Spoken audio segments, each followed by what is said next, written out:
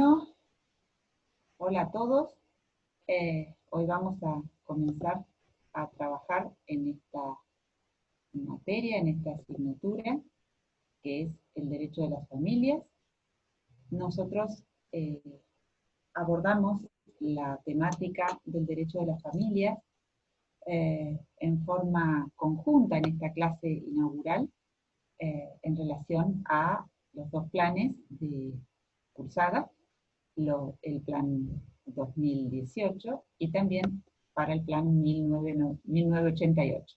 Es decir, esta clase está siendo grabada para ser retransmitida en todas las comisiones como una forma de bienvenida y también una forma de empezar a insertarnos en las temáticas del derecho de las familias. Este derecho de las familias que al día de hoy tiene un innegable contenido teñido por la impronta convencional y constitucional que invade y se difunde en todas las ramas del derecho privado y también del derecho público, y en especial en esta asignatura, el derecho de las familias. ¿Qué temáticas vamos a abordar? Bueno, de alguna manera vamos a tratar de empezar a conversar sobre los contenidos generales del derecho familiar desde una visión de derecho constitucional familiar, ¿no? Apreciando las distintas incidencias que la reforma constitucional de 1994 ha implicado para el derecho de las familias, ¿sí? Y advirtiendo cuáles son los principios constitucionales que regulan el derecho de las familias en el Código Civil y Comercial actual, buscando indagar y contemplar cómo es la temática de la perspectiva de género en la apreciación de las instituciones del derecho familiar, y haciendo por último hincapié en esta impronta del reconocimiento de los niños, niñas y adolescentes como sujetos de derechos y participantes activos, protagonistas activos de los derechos que a ellos les conciernen, especialmente en el ámbito del derecho de las familias, que es nuestro recorrido, que comienza ahora. Bueno, mi nombre es Adriana Rotonda, soy la docente titular a cargo de todas las comisiones, y de alguna manera esta clase introductoria busca empezar a trabajar las temáticas desde este ángulo convencional y constitucional del cual vamos a tratar. No me voy a referir a cuestiones de bibliografía que van a encontrar en el cronograma volcado en las plataformas virtuales, y tampoco a las cuestiones de las condiciones de cursadas que también van a estar insertos allí, ¿sí? Este derecho constitucional y derecho de las familias, del cual comenzamos a hablar hoy, tiene como eje sondear este rol fundamental que los derechos humanos tienen en los sistemas democráticos a partir de la Segunda Guerra Mundial, efectivamente en el núcleo de las familias dentro de nuestro derecho.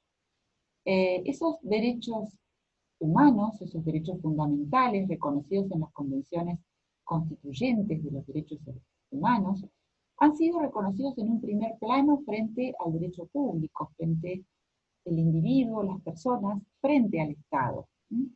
Pero de aquella primer impronta de los derechos humanos como una forma de limitación del ejercicio de los derechos del Estado frente al respeto de los derechos civiles individuales, en la actualidad vivimos un contexto de expansión enorme de los derechos humanos hacia los ámbitos del derecho privado.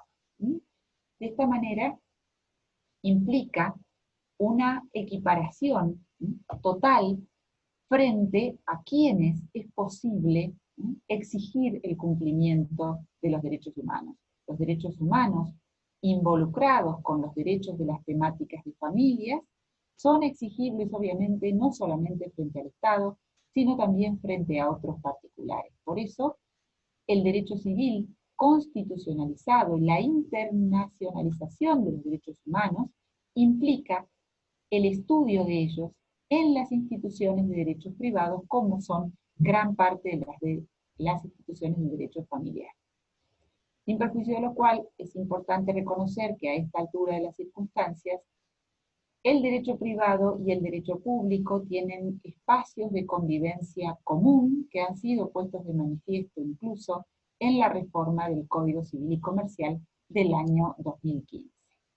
Bien, hoy día, hablando de la invasión de los derechos humanos en los campos del derecho privado, podemos apreciar estas llamadas posturas horizontalistas, ¿sí?, que advierten cómo la aplicación de los derechos humanos se da entre los sujetos privados, y son, en el ámbito especial del derecho de familia, un motor esencial que ha hecho a la enorme evolución que este derecho ha tenido en las últimas décadas, incluso mucho antes de las reformas vigentes a partir del año 2015, a partir de la impronta doctrinaria y de la impronta jurisprudencial en los distintos ámbitos. ¿Qué mutaciones han habido en el ámbito del derecho de las familias, reconocidos desde los aspectos sociológicos y que finalmente han tenido cabida en la reforma del Código Civil y Comercial y que continuarán empujando las modificaciones legales antes a partir de las modificaciones jurisprudenciales que podemos ir apreciando? Bueno, por un lado, la vigencia de nuevas formas familiares a partir del fenómeno que se suele denominar como desmatrimonio, ¿sí?, las uniones de parejas sin contraer nupcias. Es un fenómeno de las últimas décadas que implica para el derecho de familias nuevas constituciones familiares, nuevas familias que ameritan regulaciones específicas en tal sentido. Por otro lado, hay evoluciones que tienen que ver con aspectos biológicos, como es el enorme cambio que ha significado una expectativa de vida mucho más prolongada en la actualidad, que por ello genera esta coexistencia generacional, el hecho de los adultos mayores como personas que en algunos aspectos requieren también regulaciones específicas dentro del derecho familiar. Y también otro aspecto de la biología que se vincula con el derecho de las familias es la cuestión de las técnicas de la procreación asistida o las técnicas de reproducción humana asistida, las TRA, como habitualmente se las conoce, que también han demandado nuevas regulaciones y que continuarán en esta suerte de empuje del derecho familiar a los cambios, como veníamos diciendo. Por otro lado, la evolución jurídica que se ha vivido ha tenido esta cuestión de involucrar a los derechos humanos en el ámbito del derecho familiar, ¿no? Las convenciones, tanto las convenciones europeas como las convenciones universales, y también en nuestro ámbito las convenciones interamericanas, que han tenido esta impronta de hacer partícipes a los estados de las obligaciones emergentes para ellos vinculadas a los derechos humanos. Muy bien. Por un lado, mencionamos la Convención Europea de Derechos Humanos, Convención de Roma y sus protocolos, fundacional en este sistema de protección de derechos humanos que ha funcionado como un estándar mínimo de protección de derechos. Y en particular toda la elaboración jurisprudencial habida a partir del artículo 8, elaborada por el Tribunal Europeo de los Derechos Humanos. En esta Convención Europea, el artículo 8 ha resguardado, aunque en términos singular, el derecho al respeto a la vida privada y familiar.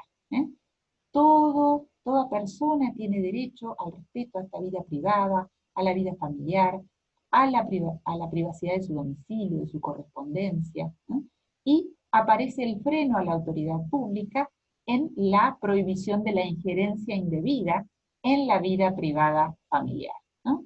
Estos primeros atisbos de reconocimiento del derecho humano en la vida privada familiar, es un elemento que ha sido desgranado a partir de la interpretación jurisprudencial en la Corte Europea de Derechos Humanos, habiendo dado numerosos pronunciamientos que continuamente amplían la visión de las familias en el derecho europeo. Importante advertir que justamente estas improntas de reconocimientos de derechos humanos en ámbitos especialmente privados comenzó en un primer término en el ámbito del derecho europeo, pero también ya la verificamos en las decisiones y los fallos de la Corte Interamericana de Derechos Humanos, así como en las opiniones consultivas. Dentro de los fallos paradigmáticos que podemos mencionar, que han tenido que ver con estos reconocimientos de derechos familiares, estos reconocimientos de las familias en sentido plural, en sentido pluralista, no discriminatorio, podemos encontrar, por ejemplo, el caso de Marc con Bélgica, del año 1979, que tuvo que ver justamente con la no discriminación de hijos nacidos dentro o fuera del matrimonio, ¿sí? Otros pronunciamientos que nosotros enunciamos simplemente aquí, justamente han tenido que ver, por ejemplo, con la relevancia del interés superior del niño, de la niña, y con la integración familiar. El respeto a la educación de los hijos, la relación con la vida familiar de los extranjeros y su incidencia en los casos de reagrupación familiar, ha sido una temática también permanente en los fallos de la Corte Europea de Derechos Humanos, fundamentalmente por los grandes aportes migratorios que ha vivenciado desde hace ya décadas y en particular en estos últimos tiempos la Unión Europea, ¿no? Esto ha tenido implicaciones en el ámbito de las familias, ¿sí? Cuando las medidas migratorias han de alguna manera violentado la reagrupación familiar a partir de las expulsiones de extranjeros, de migrantes foráneos a la Unión Europea. Otros casos, nuevamente, Oaxaca con Finlandia, de la década de los 90, y con Reino Unido, sobre el matrimonio de personas transexuales, ¿sí? Y distintos aspectos que han llegado a ser evaluados por la Corte Europea frente a la posible violación de derechos privados en la vida familiar que se han reñido con el respeto a los derechos humanos de esas personas. Muy bien. Audrieu con Francia, del año 2003, vinculados a el derecho a la investigación de la paternidad y al conocimiento de la información del origen, temas que también han tenido repercusiones en el ámbito de la Corte Interamericana de Derechos Humanos, a partir de casos incluso en los cuales ha sido condenada la Argentina, como vamos a ver. Estos fallos entonces han sido de alguna manera alertas a los estados, condenas a los estados europeos por violaciones a los derechos humanos en la vida privada familiar, ¿sí? Y en el desconocimiento de formas familiares.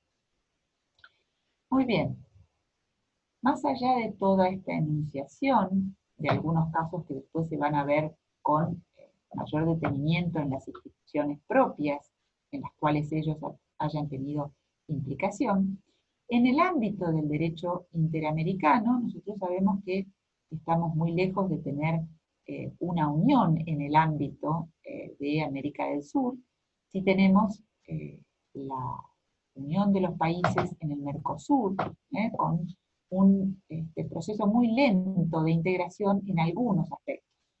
Algunos de los aspectos de los derechos de familias que nosotros vamos a estudiar han tenido normas propias del derecho internacional privado a nivel continental y en algunos casos a nivel universal. Por ejemplo, la CIDIP sobre la Convención Interamericana sobre Restitución de Menores, que sí está vigente en relación a nuestro Estado, a la República Argentina, y en el ámbito del derecho universal, el convenio sobre aspectos civiles de sustracción internacional de menores de La Haya, ¿sí? Que cada tanto en las restituciones internacionales de niños, niñas o adolescentes aparece justamente en procesos jurisdiccionales dentro de la República Argentina. ¿Por qué mencionamos estas normativas de tipo internacional? Porque son de alguna manera las normas internacionales que regulan aspectos de la vida familiar vinculadas a cuestiones especialmente sensibles, como es en este caso la restitución internacional de niños, niñas o adolescentes, y surgen del esfuerzo mancomunado de los estados para lograr normas protectorias, ¿sí?, de la vida familiar de un niño, de una niña o de un adolescente, que sean efectivamente aplicables en diversos estados cuando hay un traslado ilegítimo de su centro de vida, ¿sí? Este es un concepto fundamental dentro del derecho de familia, como es la pertenencia del niño, la niña o el adolescente a un centro de vida en particular y su protección. También dentro de la aplicación del derecho internacional cobra vital importancia la Convención de los Derechos del Niño, sobre la cual vamos a hablar en distintas etapas o en distintas instituciones de las cuales nosotros vamos a, bueno, indagar y compartir. La Convención de los Derechos del Niño también como uno de los instrumentos internacionales convencionales de derechos humanos que mayor grado de aceptación internacional ha tenido. Muy bien, dentro del sistema interamericano de derechos humanos, nosotros encontramos que el Pacto de San José de Costa Rica refiere a la protección a la familia. En un tiempo, década de los 60, en los cuales se hablaba estrictamente de la familia y no de las familias, como hablamos hoy día, en función de reconocer las múltiples familias con las cuales nos encontramos. Todas ellas familias que merecen el reconocimiento en grado equitativo e igualitario por parte del derecho. Así, al hablar de protección a la familia, como elemento natural y fundamental de la sociedad, protegida frente al Estado y a su vez protegida en los derechos de los integrantes de esas familias, hoy día esos términos o ese término de la familia debe ser comprensivo de las familias que reconocemos en los derechos. Las familias pueden ser ellas matrimoniales, no matrimoniales, habidas de uniones, de hecho, con una mayor o menor integración en la convivencia. Las familias son también las familias monoparentales, ¿sí?, o las familias en las cuales no existe una diferencia generacional entre sus miembros, como son las familias anaparentales, familias constituidas por grupos de hermanos que muchas veces resisten a la vida habiendo perdido a sus progenitores por las distintas circunstancias que sean, y se brindan entre ellos formas de protección. Familias formadas por hermanos en la vejez, que deciden acompañarse y brindarse en la solidaridad mutua la ayuda necesaria para continuar la vida. Son familias, son familias de distintas maneras que deben ser reconocidas por el derecho en su diversidad, todas ellas reconocidas en su protección desde el plexo de la protección del Pacto de San José de Costa Rica. La interpretación actual, entonces, nos lleva a pensar en las familias como elementos, como, bueno, un elemento social a ser protegido en sus variables y múltiples formas. Esa norma del artículo 17 ya reconocía la obligación de los Estados partes para tomar medidas apropiadas para asegurar la igualdad de derechos y la adecuada equivalencia de responsabilidades. Se hablaba allí de los cónyuges. Hablemos hoy de progenitores, de cónyuges o de unidos convivenciales, sobre la base única del interés y conveniencia de ellos. ¿Sí? Y a su vez, el reconocimiento de iguales derechos tanto a los hijos nacidos del matrimonio como a los hijos nacidos dentro del matrimonio. Muy bien. Esta norma, entonces, es la norma medular, clave de la protección en el ámbito interamericano. La Corte Interamericana de los Derechos Humanos, así como mencionamos los casos habidos, algunos de los casos habidos en la Corte Europea, también debemos mencionar algunos de los casos habidos en la Corte Interamericana de Derechos Humanos en los cuales el factor familiar, la cuestión familiar ha aparecido. Un viejo caso ya, Aloe Boitoe con Surinam, en el cual se reconoció el derecho a ser legitimado activo para obtener indemnización por fallecimiento de un familiar habido en las matanzas de Surinam de aquel momento, contra la tribu de los Aloe Boitoe, reconocimiento habido para familiares aunque no existiera el vínculo legal en los términos del Estado civil de Surinam. ¿Por qué? Porque eran formas familiares, de hecho, que no estaban legitimadas desde un Estado filial o parental reconocido por el derecho del Estado de Surinam. Sin embargo, la Corte Interamericana legitimó a los familiares a reclamar, reconociendo las formas familiares y las familias propias de los reclamantes por la matanza sufrida en aquella ocasión.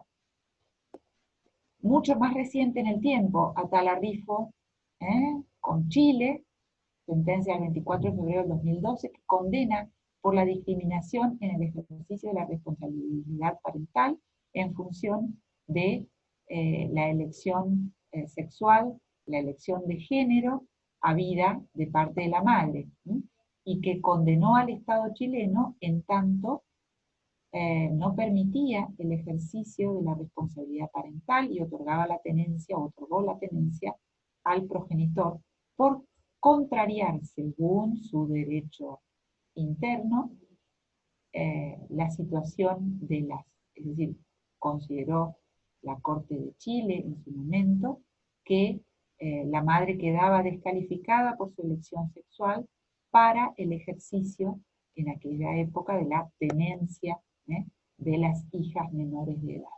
Chile fue condenado por esta actitud discriminatoria.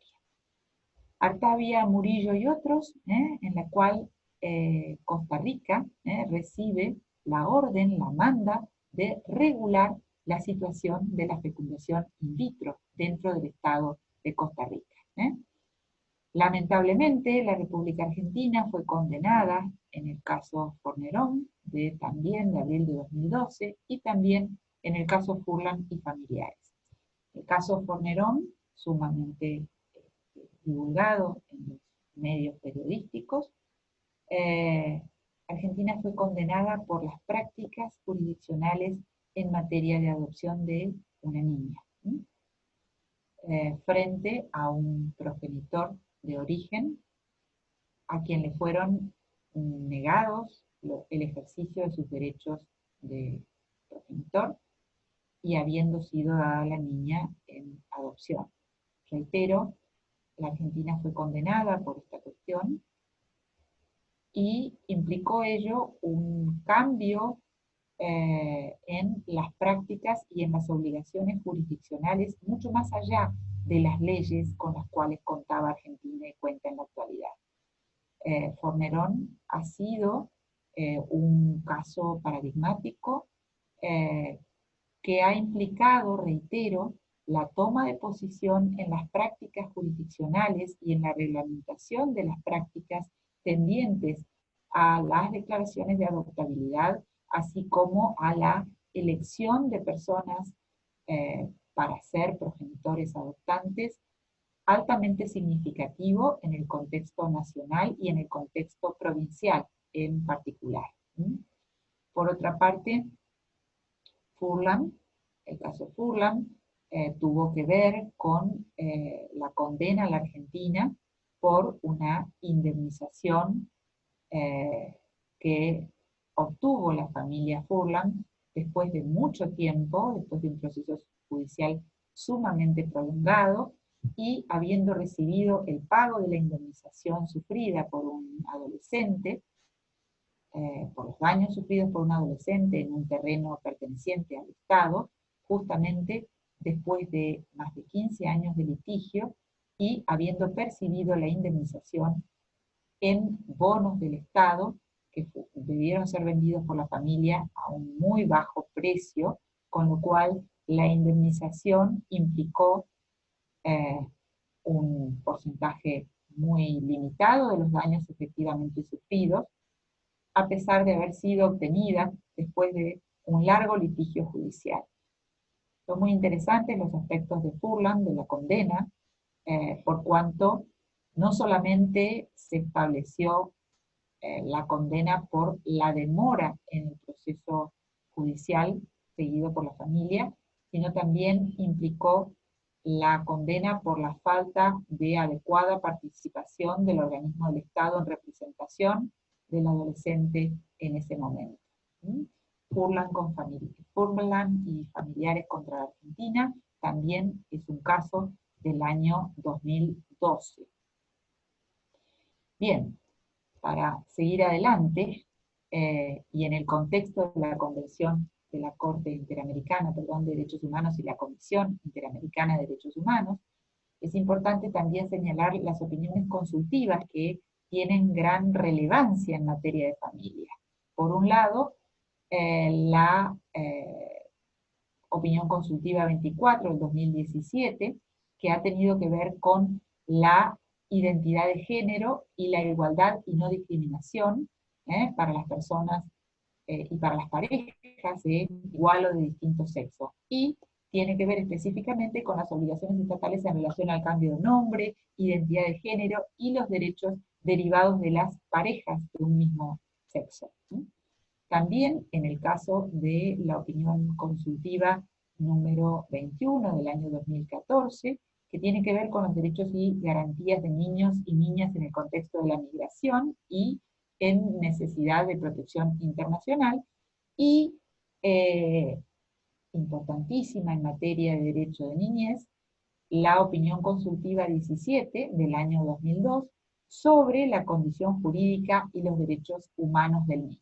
¿Sí? Todas estas son normativas relevantes para la interpretación del derecho y para la vigencia de las prácticas de los derechos en la actividad administrativa y jurisdiccional respecto de niños, niñas y adolescentes.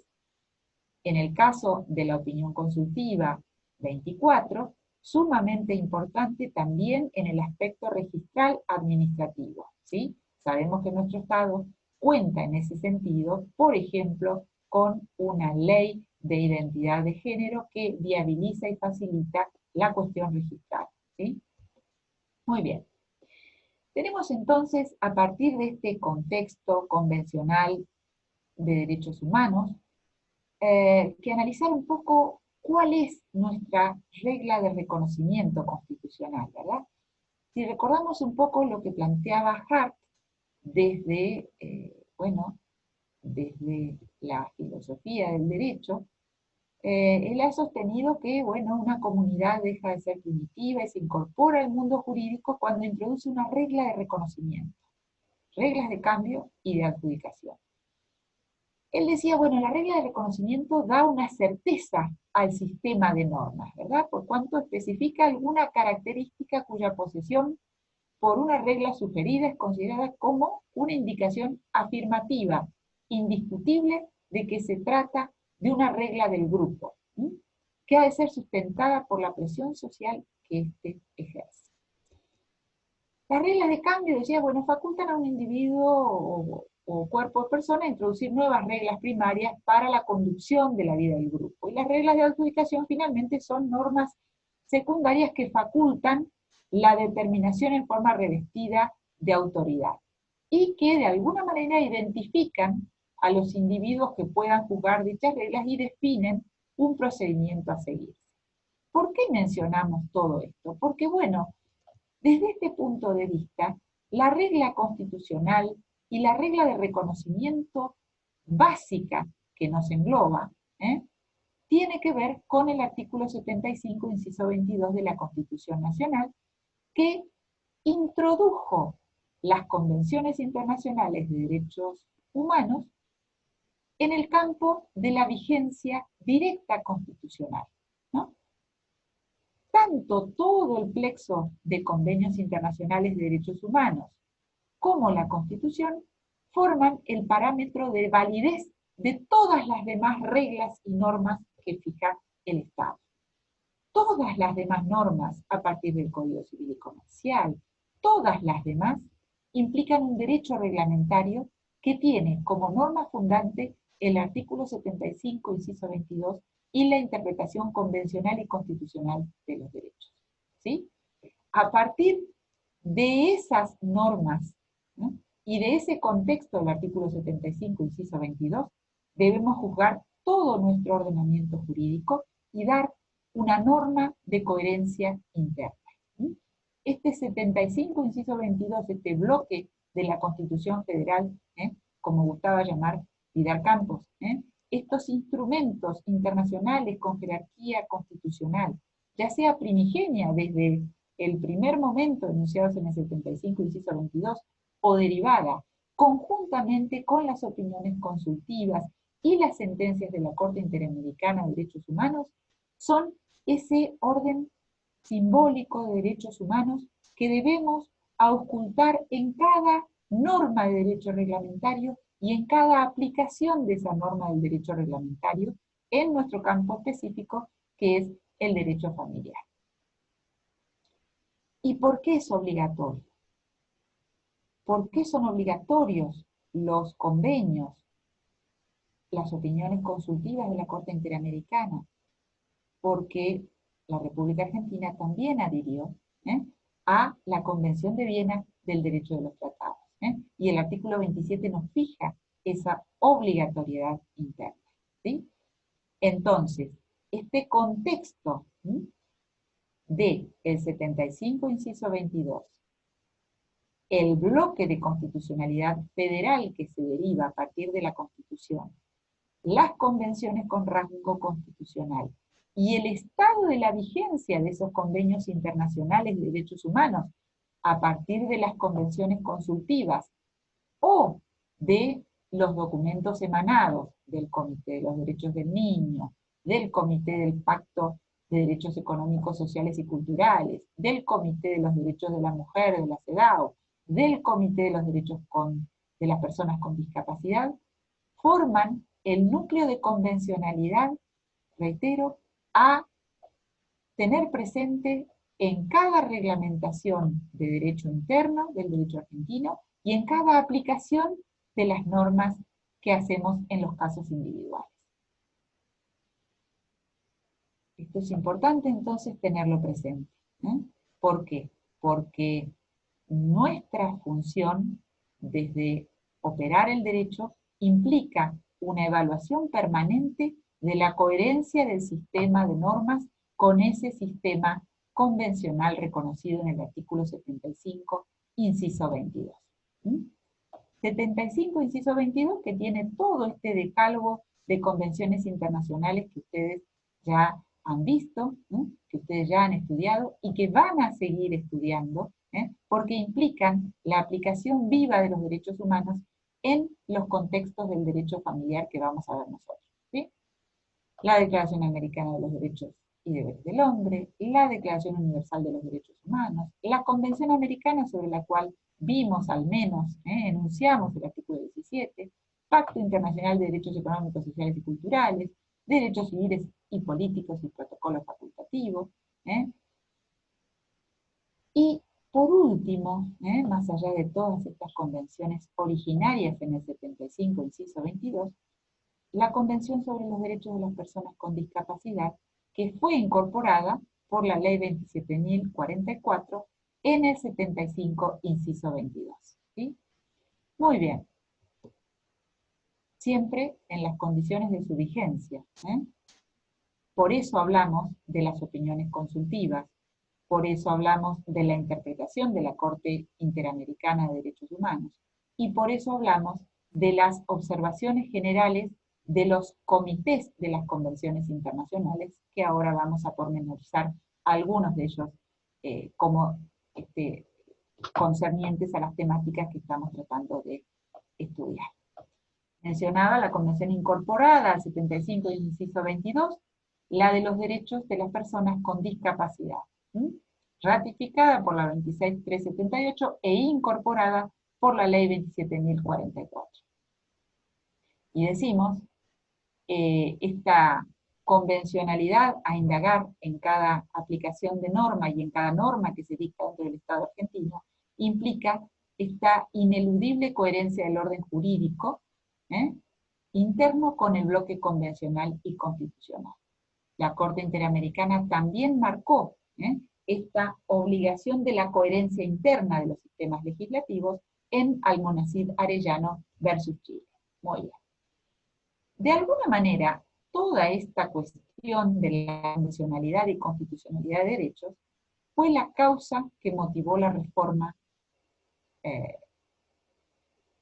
para el Código Civil y Comercial.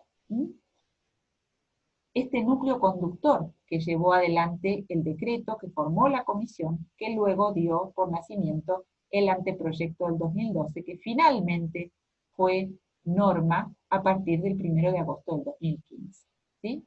Esta interpretación de la jurisprudencia vigente y la incorporación de los tratados de derechos humanos implicó el núcleo esencial del origen de la reforma, y esta constitucionalización del derecho privado. La mayoría de los códigos vigentes, dijeron los fundamentos del anteproyecto, se basan en una división tajante entre el derecho público y el derecho privado. En cambio, el anteproyecto toma en cuenta los tratados en general, en particular los de derechos humanos, y los derechos reconocidos en todo el bloque de constitucionalidad. Muy bien. Por eso, el Código Civil y Comercial innovó en receptar la constitucionalización del derecho privado y establece una comunidad de principios entre la Constitución, el derecho público y el derecho privado, ampliamente reclamada por la mayoría de la doctrina jurídica argentina anterior al Código Civil y Comercial. Y por supuesto, sigue siendo este empuje desde la convencionalidad y desde la constitucionalidad de derechos lo que motiva las reformas que eventualmente ya ha sufrido el Código Civil y Comercial y que continuará sufriendo, o las interpretaciones jurisprudenciales que amplíen los términos de vigencia de derechos humanos en las normas propias del Código Civil y Comercial. Muy bien. Especialmente, ¿en qué cuestiones aparece esta constitucionalización del derecho en el Código Civil y Comercial? Justamente en la protección de la persona humana a través de los derechos fundamentales y entre ellos el derecho a la vida familiar. Recordemos siempre que los artículos 1 y 2 nos dan la pauta de las fuentes y la aplicación del derecho, recordando justamente la Constitución Nacional y los tratados de derechos humanos, y a su vez postulando la interpretación finalista de la ley. Muy bien. Dentro de todo este contexto de sistema protectorio de los derechos humanos que aparece en el Código Civil y Comercial, en relación a algunos de los aspectos de la vida familiar, nos vamos a detener mínimamente en 3 aspectos esenciales hoy. Por un lado, la protección de la vivienda, que cobra inusitada importancia en todo tiempo y en particular en este momento de estos tiempos posmodernos de cambio, de conformidad, de incertezas y de consumo, adquiere especial relevancia toda la construcción jurídica tendiente a brindar protección al derecho a la vivienda.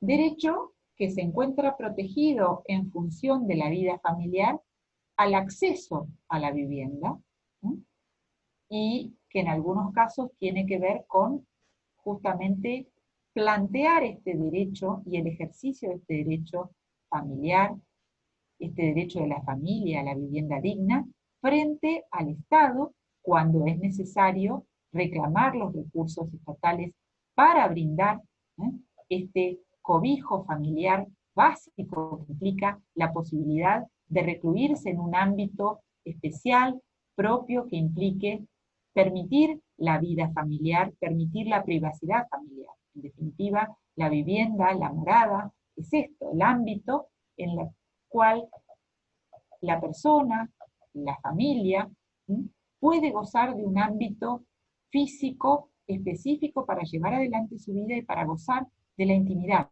un resguardo. Este acceso a la vivienda, por un lado, el derecho al acceso, y a su vez el derecho sobre la vivienda frente a los derechos de terceros, llámense estos particulares o eventualmente frente al Estado.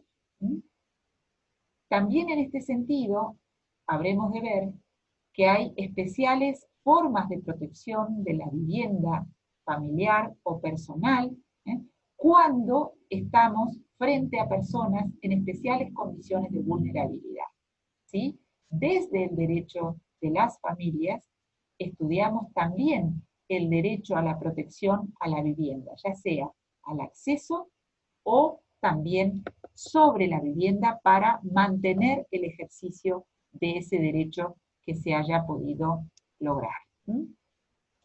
El derecho humano a la vivienda adecuada aparece tutelado desde la Constitución Nacional, en la norma del artículo 14 bis, y también en las convenciones internacionales, particularmente en el Pacto Internacional de Derechos Económicos, Sociales y Culturales, ¿sí?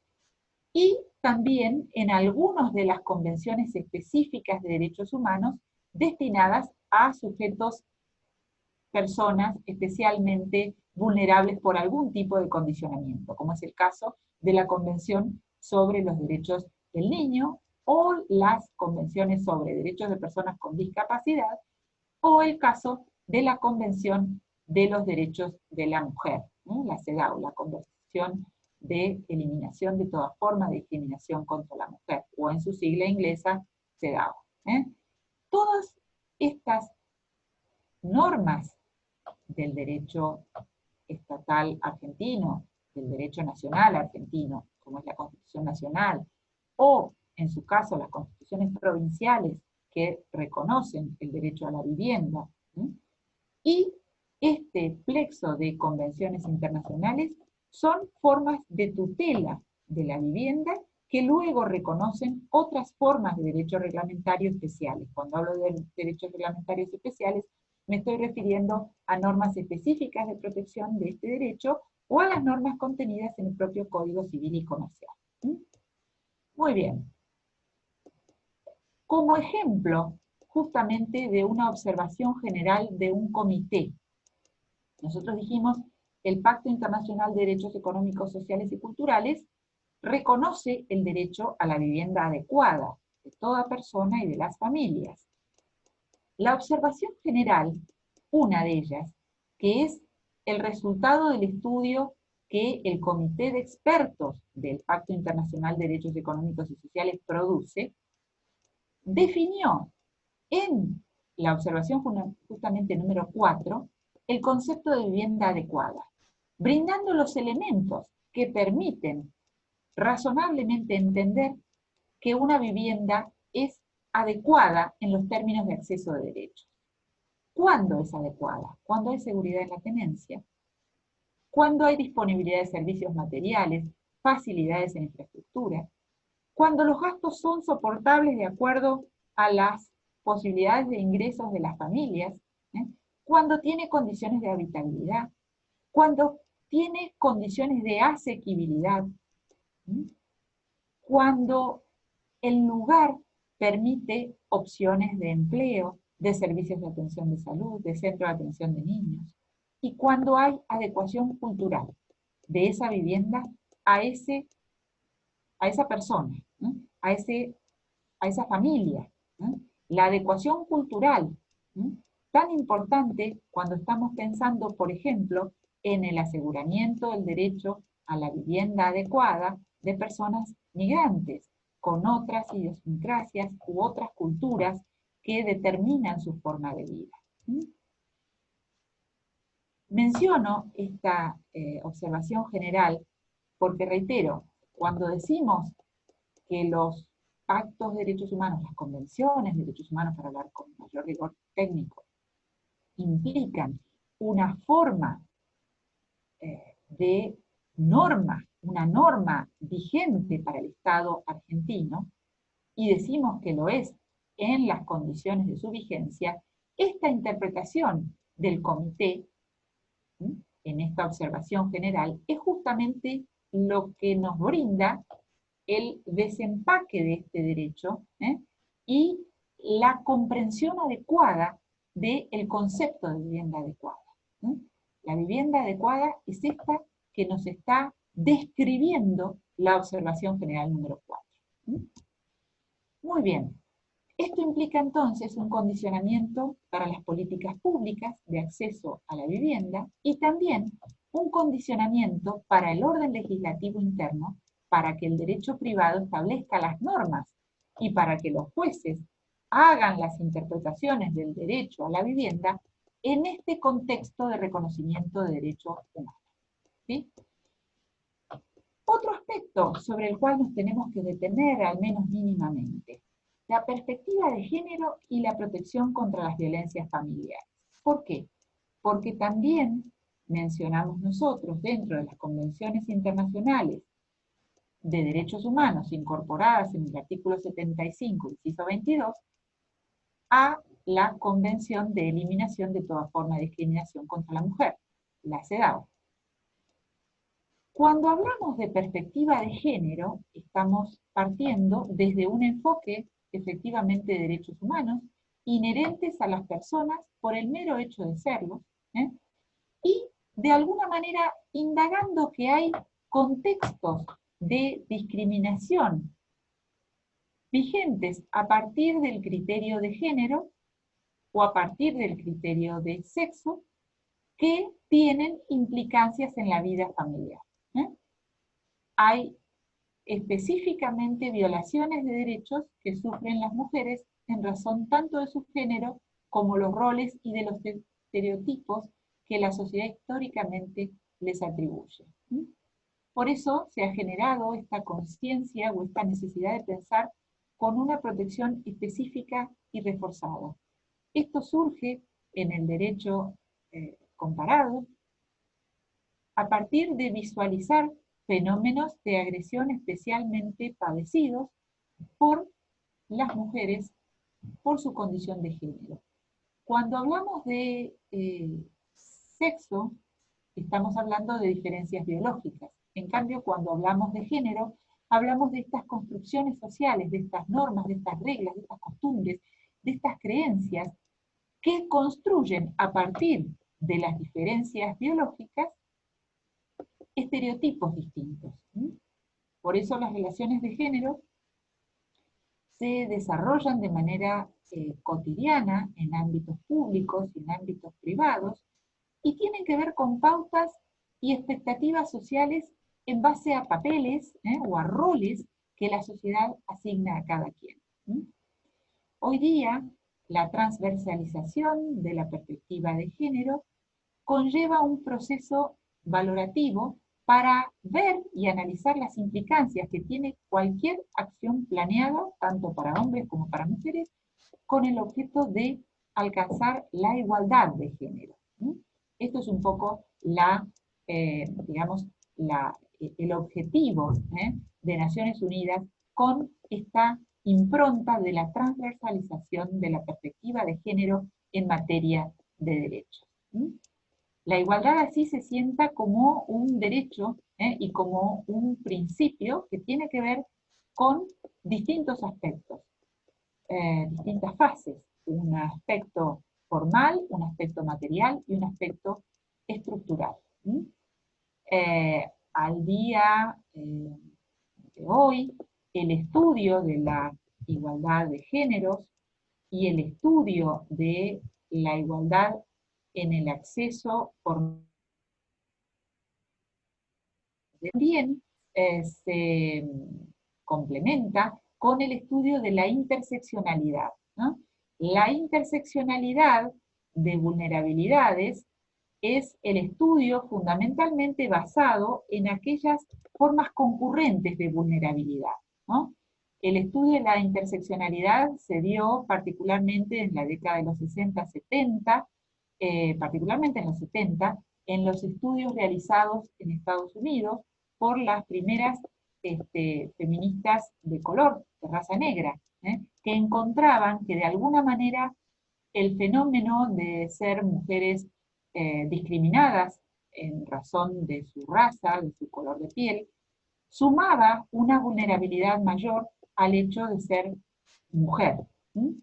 Estos estudios de interseccionalidad son interesantes para poder confrontar en la realidad la significación de las distintas vulnerabilidades que pueden afectar a una persona. No solamente para el estudio del ámbito del feminismo o del derecho de las mujeres, sino para cualquier situación en la cual encontramos diversos factores de vulnerabilidad en una persona. El hombre migrante, discapacitado, que padece la falta de trabajo, la falta de inserción social, tiene para sí condiciones de vulnerabilidad varias, así como el niño migrante, marginal, con poco acceso a formas de integración escolar, tiene sobre sí particulares condiciones de vulnerabilidad. En el caso en el cual estamos hablando y en la perspectiva de género, pensar a la mujer situada desde la interseccionalidad implica ver las distintas vulnerabilidades que la atraviesan en determinados momentos de su historia personal. Nos encontramos con estos preconceptos o estos atributos o características o roles que se otorgan socialmente, y de ello nos habló la Corte Interamericana de Derechos Humanos en el fallo Campo Algodonero, especialmente referido a la cuestión de la violencia física contra la mujer, más allá de todas las otras violencias padecidas por las personas muertas en Campo Algodonero, que dieron motivo a la condena que significó este fallo, o en el caso de Atala Rifo, donde también aparecen las circunstancias del género y los atributos o los preconceptos habidos sobre él.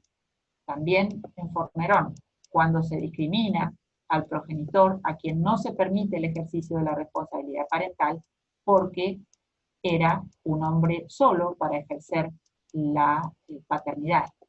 También allí hay discriminación, obviamente surgida a partir del género y del rol que socialmente se reconoce al padre básicamente como proveedor y no como cuidador. Lo estoy diciendo en forma de crítica, obviamente, como hizo la Corte Interamericana de Derechos Humanos en Fornerón. Estos aspectos de los estereotipos perpetúan la discriminación y se presentan realmente como un obstáculo para el acceso a la justicia y para la concreción de derechos. Dentro del estudio de la perspectiva de género, marco en esta filmina en particular algunos hitos especiales o algunos hitos que tenemos que tener en cuenta de desarrollo del derecho. En el 79, la Convención CEDAW, el reconocimiento de la violencia contra la mujer,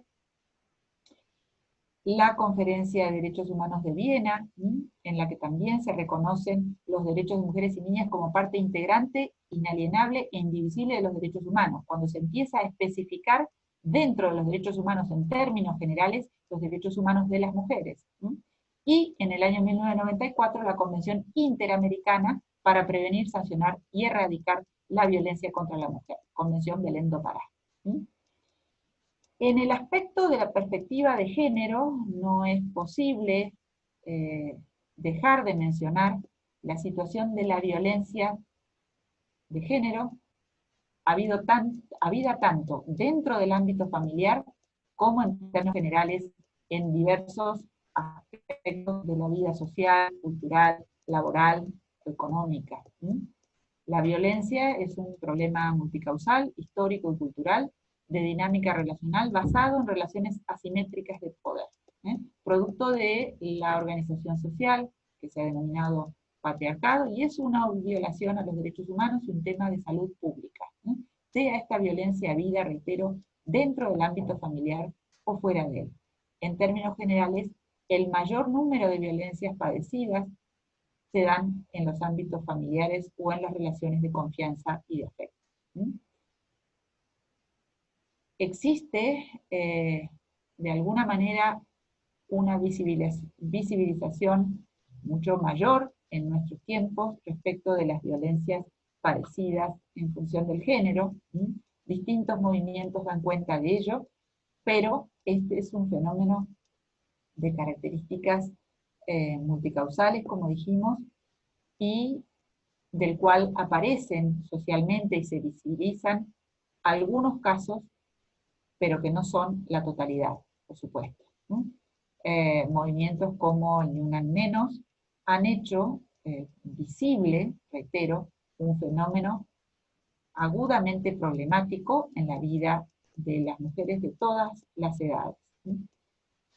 Que aparece en los ámbitos del derecho familiar en las violencias domésticas, llamadas violencias domésticas o violencias familiares, que tienen normas específicas que nosotros vamos a ir estudiando.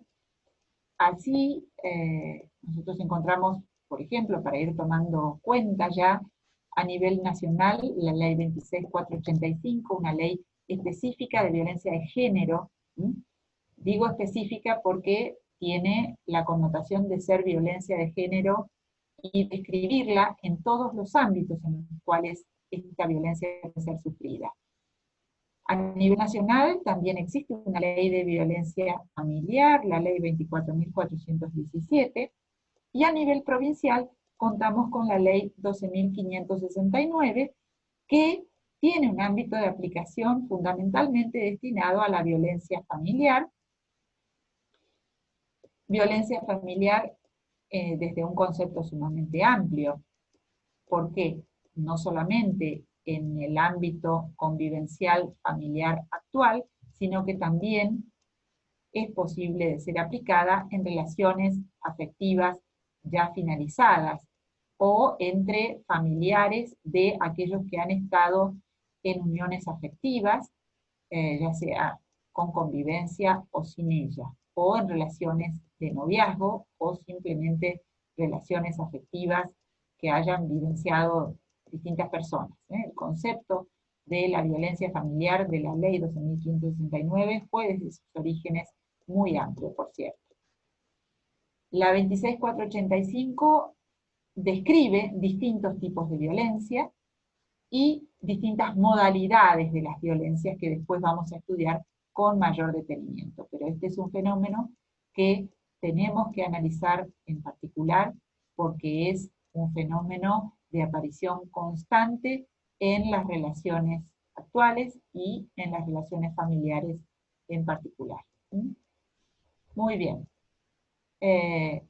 Nosotros dijimos, el abordaje debe ser dado desde un marco conceptual especializado en violencia y en género, desde un abordaje que tenga en cuenta la constitucionalización del derecho de familia, la protección integral de la familia desde una perspectiva de derechos humanos, y que ponga en juego en el ejercicio concreto de derechos y en el reconocimiento de derechos, en los casos, la debida diligencia. La debida diligencia implica para los operadores jurisdiccionales el actuar con la exigencia que el caso requiere. Esto lo dijo la Corte Interamericana en González y otras, Ocampo Algodonero contra México, y también en María Pena Maya Fernández con Brasil. La debida diligencia implica el sostenimiento de medidas jurisdiccionales, el sostenimiento de medidas desde el ámbito administrativo que permitan, en concreto, dotar a la víctima de herramientas de protección y establecer mecanismos de protección adecuada, reitero, para cada caso concreto en particular. Este abordaje de la violencia familiar implica la facilitación necesaria del acceso a la justicia. El acceso a la justicia para poder lograr la tutela judicial efectiva, en reconocimiento de las situaciones concretas de vulnerabilidad en las cuales las personas se pueden encontrar en un momento puntual. A su vez, este acceso a la justicia implica intentar disminuir al mínimo la revictimización y la eventual violencia institucional que pueda generarse por la participación de efectores diversos en la temática de la recepción de la denuncia, la inmediación con la víctima y el posterior seguimiento o supervisión de cumplimiento de las medidas que se dicten desde el ámbito jurisdiccional. También debe ejercerse este acceso a la justicia teniendo en cuenta que habrá que favorecer la articulación con los demás efectores del Estado. Los operadores jurisdiccionales que debemos trabajar con estas materias no podemos ser personas aisladas, fuera del entramado de las relaciones del Estado tendientes a dar protección a las víctimas de violencia familiar y a las víctimas de violencia de género en términos generales. Por eso es necesario generar nuevas herramientas en el marco de las funciones también administrativas que competen al Poder Judicial, y buscar mecanismos de articulación debida entre los procesos de naturaleza tuitiva y punitiva. Esto exige, de alguna manera, mecanismos de comunicación entre los ámbitos del fuero familiar y, por ejemplo, del Ministerio Público o del fuero penal. Y buscar la coordinación interinstitucional, para que brindar el acceso a la justicia sea también brindar el acceso y el conocimiento de las posibilidades de ejercicio de derechos que las personas que están inmersas en esta enorme problemática deben poder tener acceso. Hablando de acceso a la justicia, no podemos dejar de mencionar las reglas de Brasilia para el acceso a la justicia, que probablemente ustedes ya han visto en materias que tienen que ver con el derecho procesal. Este acceso a la justicia de las personas en condiciones de vulnerabilidad es un elemento a tener especialmente en cuenta cuando estamos hablando de protección a víctimas de violencia familiar o de violencia de género. Fíjense que estas condiciones de vulnerabilidad que describen las reglas de Brasilia y esta necesidad de facilitar el acceso a la justicia, el acceso a la defensa técnica, el acceso al abogado, el acceso a la defensa pública, justamente plantea esta interseccionalidad de la cual hablábamos hace un rato, porque nos menciona las diversas condiciones de vulnerabilidad, que en algunos casos, en algunas personas, se pueden encontrar reunidas todas sobre sí. La edad, el género, el estado físico-mental y las circunstancias sociales. Todas estas son condiciones de vulnerabilidad que debemos analizar en cada caso concreto para ver de qué forma buscar la decisión correcta y la eficacia de esa decisión correcta para el caso en cuestión. Las medidas para favorecer el acceso a la justicia, dadas también por las reglas de Brasilia, tienen que ver justamente con esta facilidad en las denuncias, facilidad o facilitación en el acceso a la denuncia, la rapidez de las medidas a dictar, la agilidad y la prioridad en el trámite que deba ser dado, la coordinación nuevamente interinstitucional y la especialización de los fueros para estas temáticas. Dijimos hoy y recordamos la debida diligencia, el actuar conforme el caso puntual, para poder llegar a decisiones que sean efectivas. La medida de acción positiva jurisdiccional, como debe estar en estos casos, el mandato de optimización de los recursos y el mandato constitucional preventivo. La gran carga que pesa sobre los operadores jurisdiccionales y los operadores administrativos también en estos aspectos de la protección contra la violencia de género o la violencia familiar, es el mandato constitucional preventivo. La ley 12.569 o la 26.485 son leyes que buscan la prevención de la violencia. Y así lo reconoció la Corte ya en una sentencia del año 2006, tratándose justamente de un caso de violencia familiar.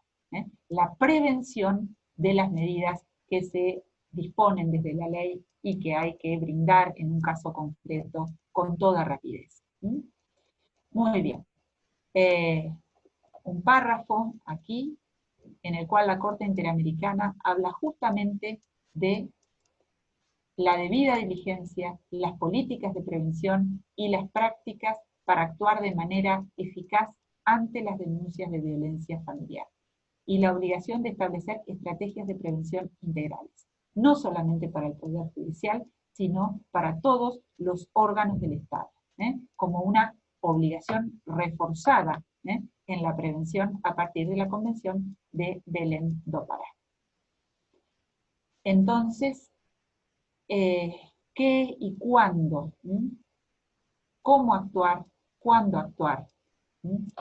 Para saber justamente cómo actuar y cuándo actuar, en función de esta debida diligencia que se exige al Estado argentino y a todos los estados, porque las decisiones de la Corte Interamericana son obligatorias y hacen derecho para todos los estados que formamos parte del sistema interamericano. La Suprema Corte de la Provincia de Buenos Aires, en este sentido, ha generado recursos de índole administrativo jurisdiccionales que tienen que ver con facilitar el acceso a las leyes de protección de violencia familiar y de violencia de género. Por ejemplo, a partir de la creación del registro de violencia familiar, que intenta dar información para las víctimas, para los denunciantes, sobre las formas de acceso, los lugares donde se puede llegar a solicitar auxilio judicial, la normativa vinculada a la violencia familiar y de género. También en la página especial de la Corte, que allí se menciona en la filmina, en los enlaces relacionados, encontramos justamente una guía de recursos y aún de recursos administrativos y sociales que intentan paliar la situación de quien padece este tipo de violencias, y también para la formación de las personas que trabajamos en este tipo de problemáticas, ofrece actividades de capacitación a partir del Instituto de Estudios Judiciales. Entre ellas, las formas de capacitación obligatorias a partir de la vigencia de la ley Micaela, que implica la obligación de todos los efectores del Estado de tener formación en perspectiva de género para la forma de juzgar y para la forma de trabajar en todo tipo de temáticas. Saben ustedes que la ley Micaela implicó la obligación de todos los estamentos del Estado de mantener un sistema de formación obligatoria en esta perspectiva de la cual hoy hemos hecho mención. Los invito a que revisen justamente la página de la Corte que aparece allí y van a encontrar no solamente el material legislativo justamente aplicable, van a encontrar alguna jurisprudencia de interés sobre esta materia y dictámenes también de interés. El registro de violencia familiar aparece justamente en la Suprema Corte dado desde una sentencia, es decir, la propia Corte ordena desde el punto de vista administrativo formar este registro de violencia familiar y brindar las pautas para el trabajo en violencia familiar a partir de una sentencia en la cual justamente aparecen los factores de vulnerabilidad interseccional, es decir, una suma de vulnerabilidades padecidas por una persona que había sido víctima de violencia familiar y que había atravesado diversos procesos jurisdiccionales tendientes a buscar protección frente a la violencia familiar por ella padecida y por sus hijos. Esta sentencia ordenó también a la propia Corte, a sus estamentos administrativos, organizar este registro de violencia familiar y a partir de allí, posteriormente, se dio pie al trabajo del Instituto de Estudios Judiciales para la formación en perspectiva de género y la capacitación en perspectiva de género. Bien, Hasta aquí hemos llevado adelante algunos de los aspectos del derecho familiar constitucional que queríamos comenzar a trabajar. Vamos a continuar ahora con otro aspecto vinculado al derecho constitucional y convencional, pero circunscribiéndonos al aspecto de protección de los derechos de la infancia. Decimos en esta materia, aparece, digamos, esta especificación de derechos humanos que implica el reconocimiento reforzado de los derechos fundamentales a favor de ciertos colectivos desfavorecidos, ¿verdad? Decimos, así como hay en torno a la vulnerabilidad del género de la mujer, convención específica para ese grupo vulnerable en particular, aparece también la especificación de los derechos de la niñez, necesaria desde el aspecto de ser un grupo especialmente vulnerable por su condición de dependencia en ciertos aspectos de la vida, dependencia básicamente de protección, dependencia económica, dependencia por no contar todavía con el grado de madurez suficiente y con la autonomía total para el ejercicio de sus derechos. Entonces, bueno, después de un largo y sinuoso camino, aparece la Convención Internacional de los Derechos del Niño en el contexto del convenio justamente de esta convención que menciono, reconocida dentro del artículo 75, inciso 22. Mencionamos hoy ya una serie de opiniones consultivas de la Corte Interamericana de Derechos Humanos, como es la opinión consultiva 17, en la cual se señalan particulares formas de protección debidas en el proceso en función del niño, niña o adolescente. Y también los documentos emanados del Comité de Derechos del Niño, CRC en sus siglas en inglés. Esta Convención de los Derechos del Niño tiene un comité específico de expertos del cual emanan las observaciones generales. Las observaciones generales que vamos a ver cuáles son en particular para el tratamiento de algunos aspectos de los derechos de niños. También en estas reglas de Brasilia que mencionamos hace un momento, la edad aparece como una causa de vulnerabilidad que merecerá formas protectorias específicas para asegurar el acceso a la justicia y para asegurar el acceso a la defensa de sus derechos en los procesos jurisdiccionales. ¿Cuáles son los principios y estándares estructurales a favor del niño, niña o adolescente? Bueno, en principio el reconocimiento del niño, niña o adolescente como sujeto de derechos, el interés superior del niño, el principio de protección especial de la infancia, el derecho del niño a ser oído, el reconocimiento de la autonomía progresiva del niño, niña o adolescente, que tiene que ver con vislumbrar en cada caso concreto las posibilidades efectivas de ejercicio de derechos a partir del conocimiento de las individualidades y las posibilidades propias de cada niño, niña o adolescente, más allá del condicionamiento o de la categoría de la capacidad civil. La autonomía progresiva se relaciona fundamentalmente con un criterio que viene de la bioética, que tiene que ver con las competencias propias personales. Y a su vez, el principio de la no discriminación de niños, niñas y adolescentes. El interés superior del niño aparece, en definitiva, en el artículo 3 de la Convención Internacional de los Derechos del Niño, señalando que en todas las medidas concernientes a los niños que tomen las instituciones públicas o privadas de bienestar social, tribunales, autoridades administrativas u órganos legislativos, una consideración primordial a que se atenderá será el interés superior del niño. A su vez, la Corte Interamericana de Derechos Humanos ha dicho en Fornerón que toda decisión estatal, social o familiar que involucre alguna limitación al ejercicio de cualquier derecho de un niño o niña debe tomar en cuenta el interés superior y ajustarse rigurosamente a las disposiciones que rigen esta materia. El interés superior del niño aparece en la observación general número 14, que emana entonces del Comité de Derechos del Niño, comité que es el grupo de expertos formados a partir del seguimiento de la aplicación de la Convención Internacional de los Derechos del Niño. Esta observación general número 14 describe cuáles son los elementos a considerar para justamente determinar el interés superior del niño en concreto.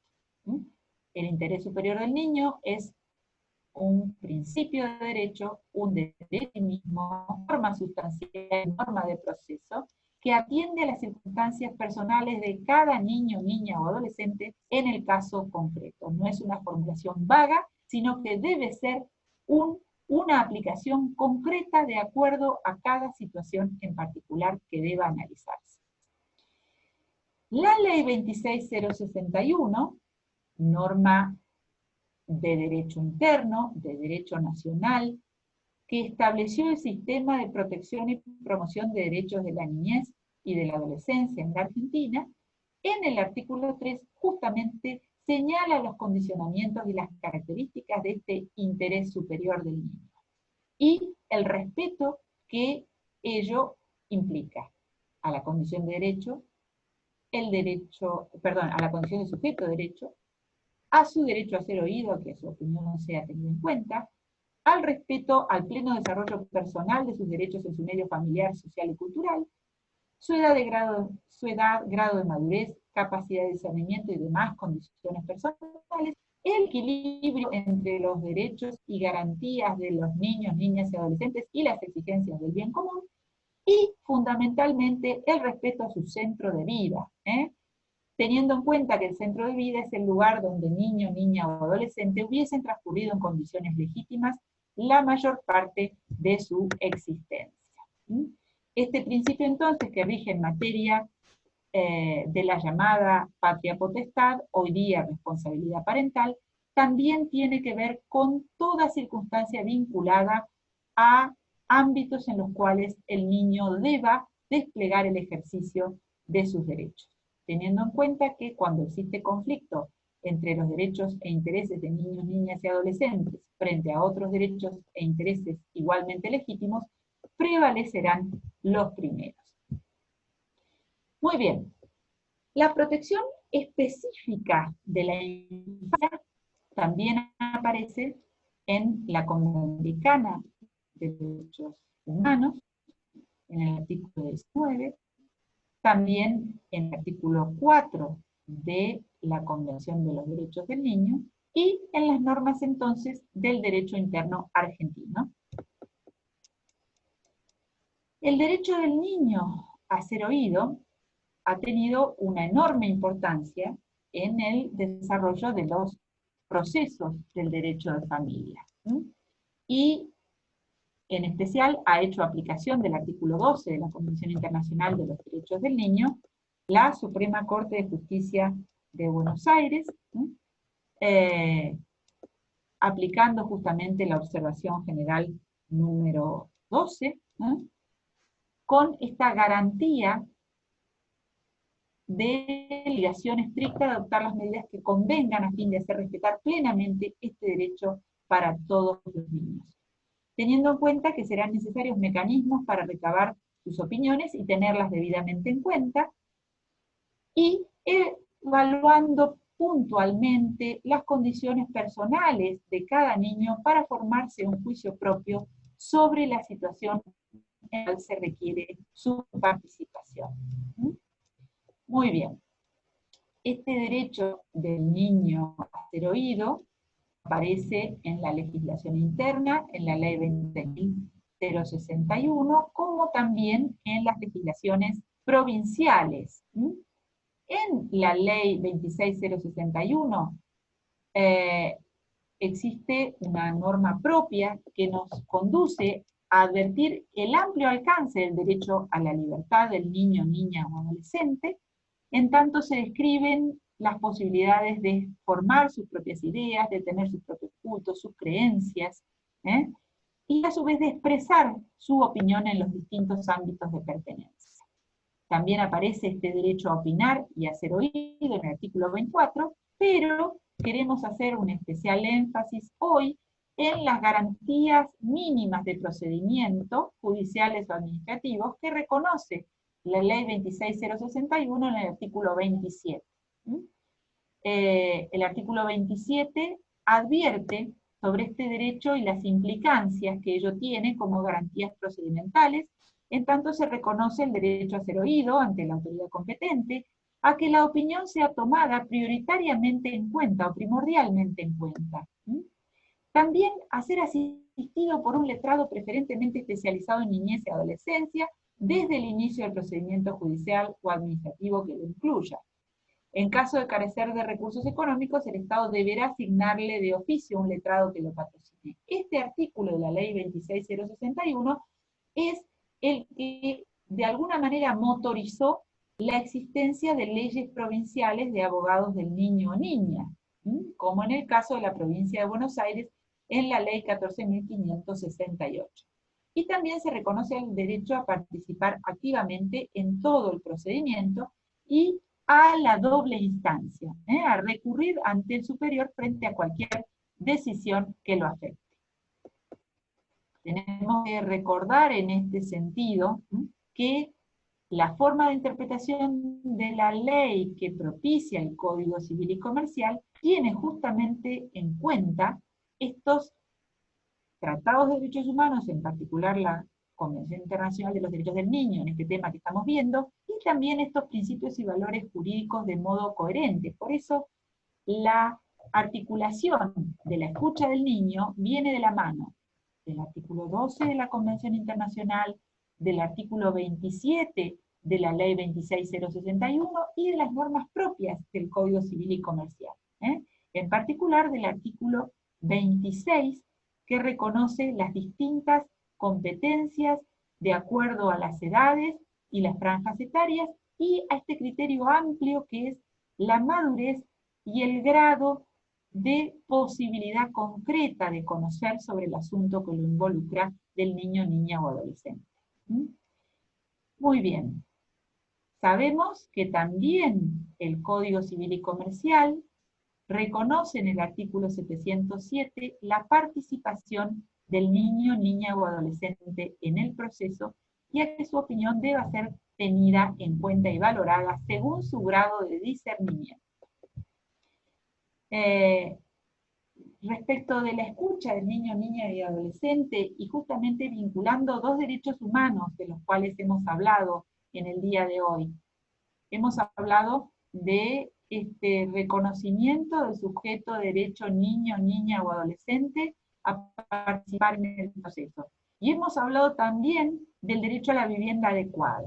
Por eso quería mencionar este proceso de la Suprema Corte de Provincia de Buenos Aires, fallado el 7 de octubre del 2015, en el cual la Corte hizo lugar a una medida cautelar solicitada por dos adolescentes en un proceso de tenencia.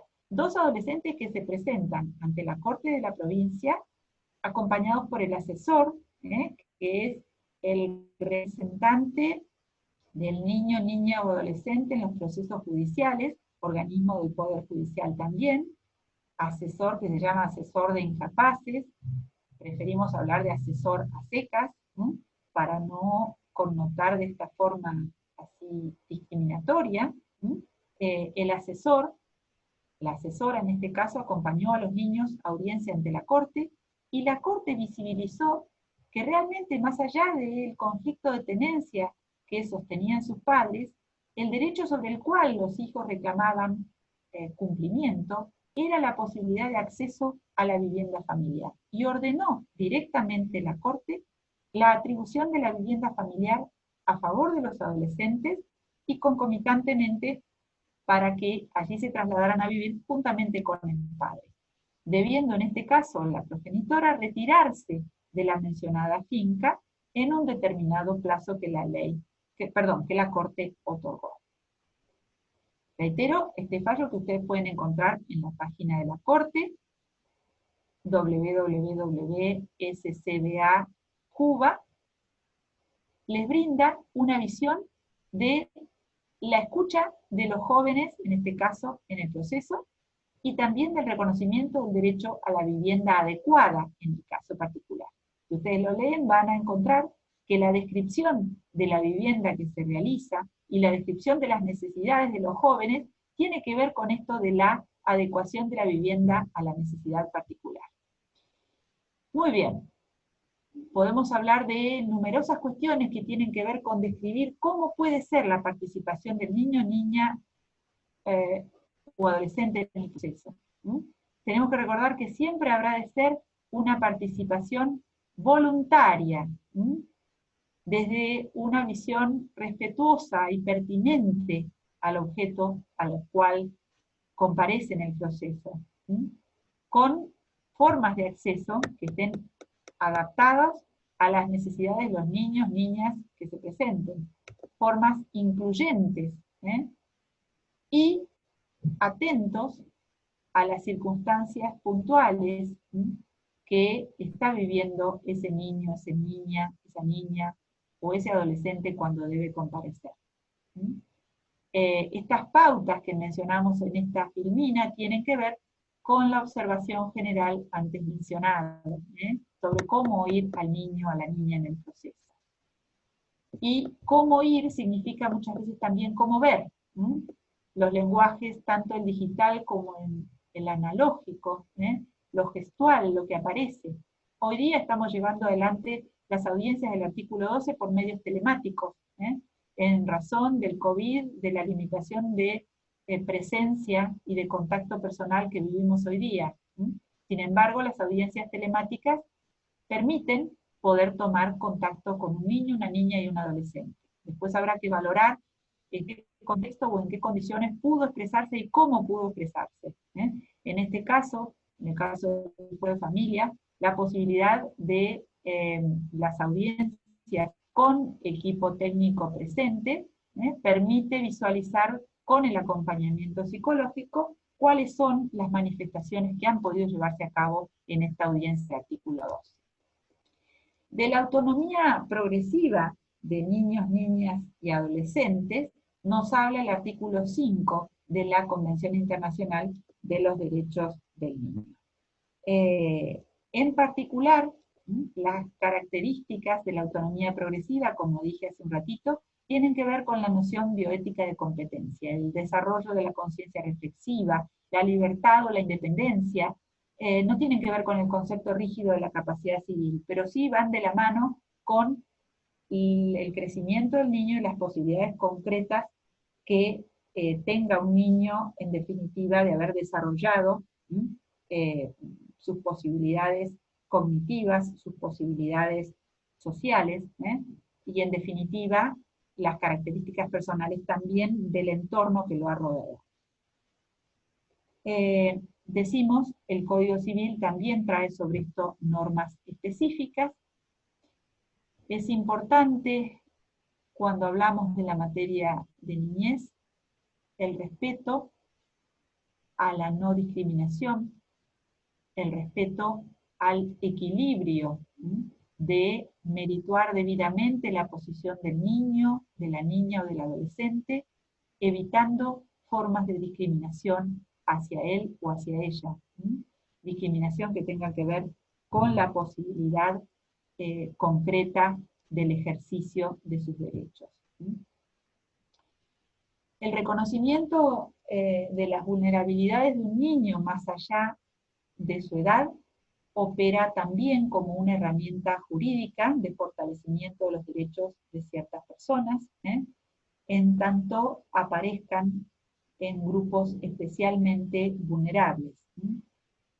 Por eso, en determinados supuestos, en la situación concreta de cada niño, niña o adolescente, permitirá apreciar en qué aspectos resulta más vulnerable por su condición social, por su condición de salud, por su condición de migrante, por su condición económica, y a partir de allí poder visibilizar cuáles son las medidas de acción que deberán tomarse en definitiva. Nuevamente mencionar aquí las 100 reglas de Brasilia, porque ellas son una pauta de la forma de ejercicio de derechos y de las posibilidades concretas que tenga el niño para hacer, el niño o la niña, para hacer valer sus derechos.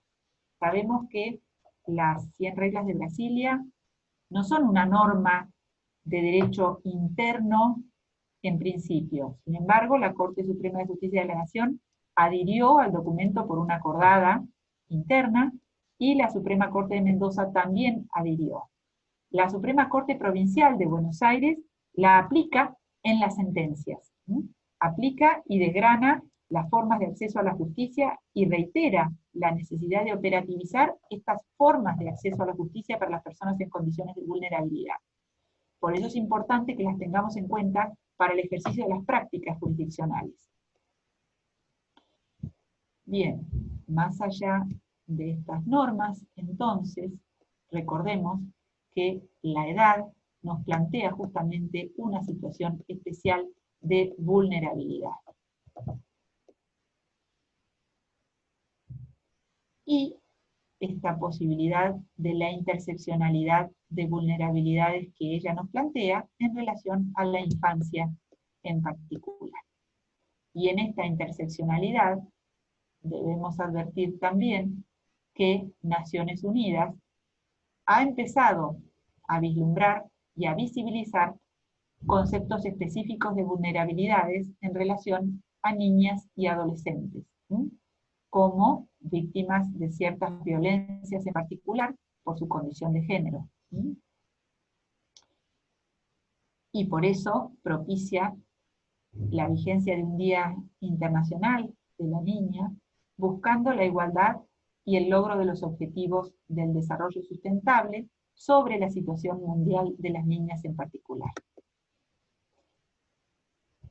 Bien, para ir finalizando, tenemos que decir que, bueno, este análisis de derechos humanos y de los contextos nos lleva a advertir una visión especial y una perspectiva de derechos humanos en los derechos de niños, niñas y adolescentes, que en algunos supuestos deberán iluminarse a partir de una perspectiva de género en las decisiones que atañen a las niñas y a las adolescentes, en especial en las condiciones en que padecen violencias, contextualizando los análisis jurídicos y las capas de vulnerabilidades concretas que aparecen, tratando de visualizar las herramientas que permitan la tutela judicial efectiva y el acceso a la justicia, en definitiva, para hacer valer sus derechos.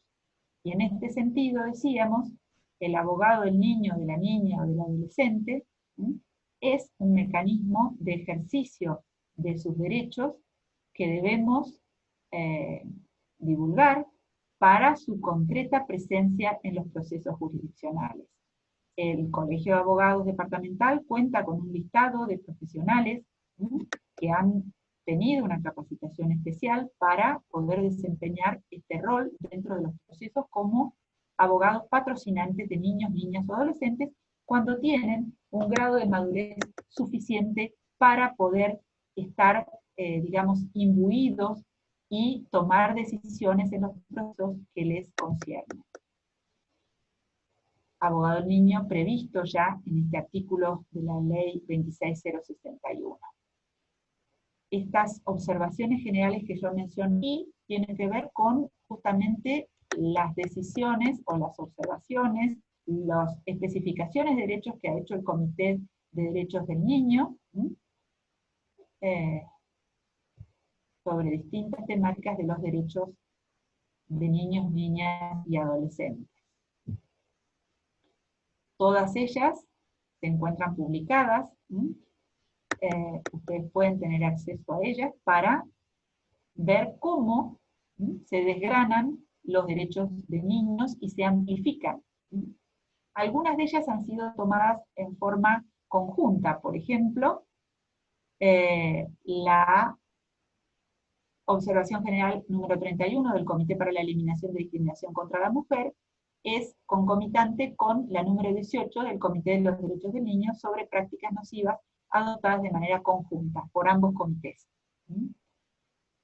También en el caso del comité esta es la observación general de los chicos en situación de calle, y también hay observaciones conjuntas elaboradas por el Comité de los Derechos del Niño y el Comité de la Convención para la Protección de los Trabajadores Migrantes y sus familiares. Para finalizar, podemos decir que de alguna manera interpretar el derecho tiene que ver con esta interpretación de una novela en cadena que se va haciendo con el transcurrir de los años y de la evolución jurídica, ¿no? Y nos proponemos recordar, bueno, esto que Ronald Dworkin planteó, en la interpretación constitucional con la metáfora de una novela en cadena que sigue siendo relatada a lo largo de los siglos, ¿no? Y, por otra parte, Calabret plantea, bueno, la metáfora de la catedral bombardeada, ¿no?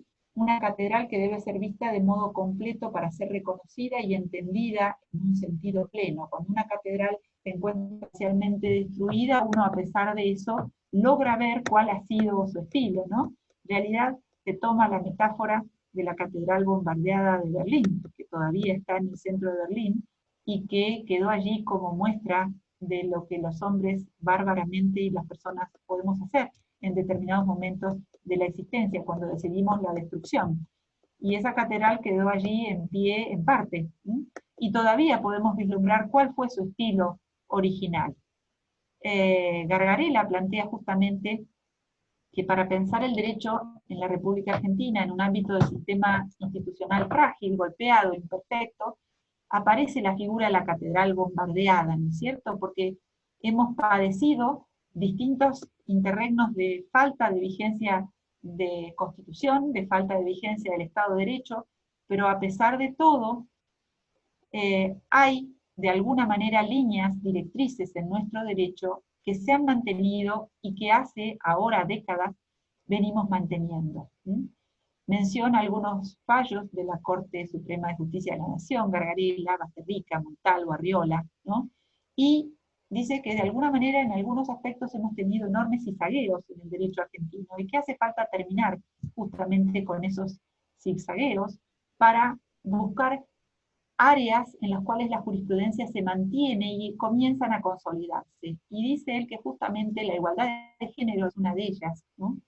Y de alguna manera plantea esto de no perder el rumbo, ¿sí?, en los derechos humanos, en el reconocimiento de los derechos humanos. Nosotros lo planteamos en el ámbito específicamente familiar, para que de alguna manera nuestra catedral bombardeada siga manteniendo los perfiles de un estilo constitucional y convencional adecuado.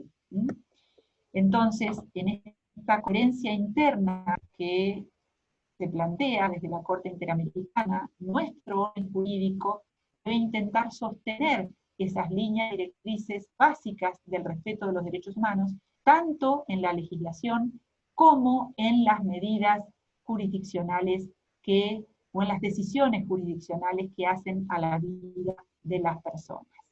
Bien, esto ha sido nuestra intervención de hoy. Vamos a finalizar aquí la clase y espero haber hecho un recorrido que es muy general, pero que intenta brindar un panorama de el amplio cauce de nuestra asignatura y de los distintos aspectos de las vidas familiares que nosotros vamos a trabajar. Bueno, buen comienzo y a seguir estudiando y a seguir cuidándose en estos momentos tan difíciles que nos toca vivir. Que tengan todos ustedes un muy buen día.